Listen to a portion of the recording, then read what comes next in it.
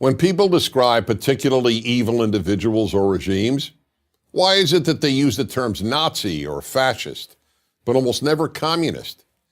Given the unparalleled amount of human suffering communists have caused, why is communist so much less a term of revulsion than Nazi? Communists killed 70 million people in China, more than 20 million people in the Soviet Union, not including about 5 million Ukrainians, and almost 1 out of every 3 Cambodians. And communists enslaved entire nations in Russia, Vietnam, China, Eastern Europe, North Korea, Cuba, and much of Central Asia. They ruined the lives of well over 1 billion people. So why doesn't communism have the same terrible reputation as Nazism? Reason number 1, there is, simply put, widespread ignorance of the communist record. Whereas both right and left loathe Nazism and teach its evil history, the left has never loathed communism. And since the left dominates academia, almost no one teaches communism's evil history. Reason number 2, the Nazis carried out the Holocaust. Nothing matches the Holocaust for pure evil. The rounding up of virtually every Jewish man, woman, child, and baby on the European continent and sending them to die is unprecedented and unparalleled.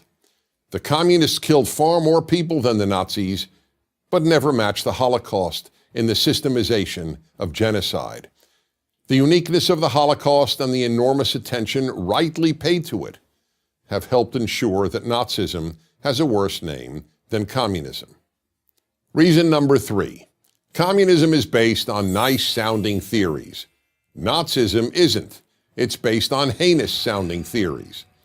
Intellectuals in general, including, of course, the intellectuals who write history, are seduced by words, so much so that they deem actions as less significant than words.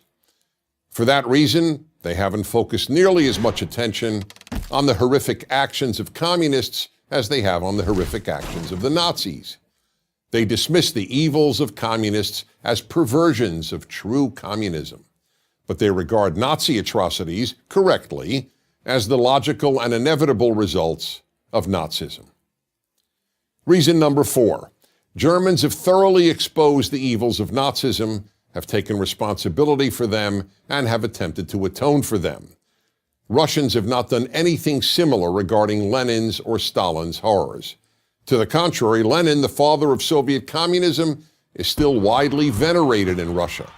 And as regards Stalin, as University of London Russian historian Donald Rayfield puts it, quote, people still deny, by assertion or implication, Stalin's Holocaust, unquote. Even less so as China exposed the greatest mass murderer and enslaver of them all, Mao Zedong. Mao remains revered in China. Every Chinese currency note has his picture on it.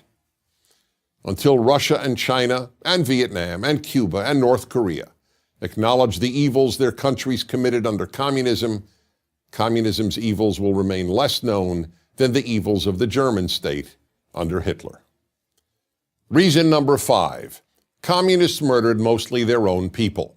The Nazis, on the other hand, killed very few fellow Germans. World opinion, that largely meaningless and amoral term, deems the murder of members of one's own group far less noteworthy than the murder of outsiders.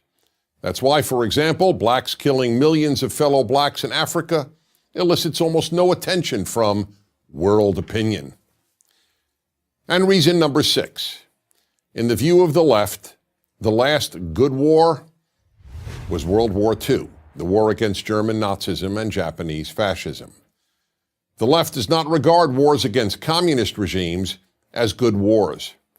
For example, the American war against Vietnamese communism is regarded as immoral, and the war against Korean communism and its Chinese communist backers is simply ignored.